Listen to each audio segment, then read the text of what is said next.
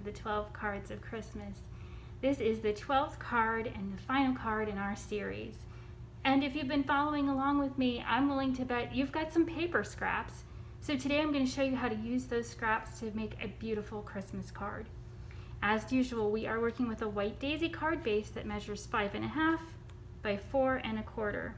I've got some scraps here from the Comfort and Joy paper pack. This is a double-sided piece of pattern paper. And I've got some coordinating cardstock here in Scarlet. I've got a little bit of gold glitter paper. You could also use shimmer trim in gold. And what I've decided to do is layer these on my card front.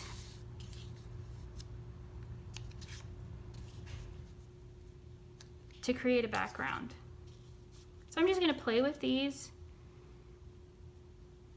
until I get a design that I like, and then I'm going to bring out my tape runner and adhere everything down. Now, because these strips need even spacing, I have used my grid here to line everything up.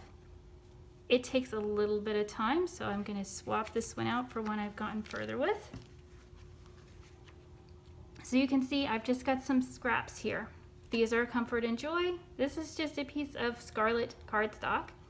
I've added a 1/2-inch strip of the gold glitter paper across the bottom. And then I decided to decorate with a die cut. So I'm working with this Scalloped circle from our Thin Cuts dies, and I've gone ahead and cut out a piece of Scarlet cardstock with this die. I've also cut a piece of white daisy cardstock and stamped it with our Flourished Joy M-size stamp. I would use Scarlet ink on this. If you don't have that available, try pomegranate. To the back of this, I have added some 3D foam tape to give it dimension. I'm just going to set that right down on our card.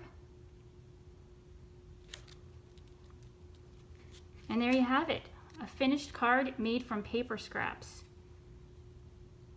Thanks for joining me for the 12 Cards of Christmas.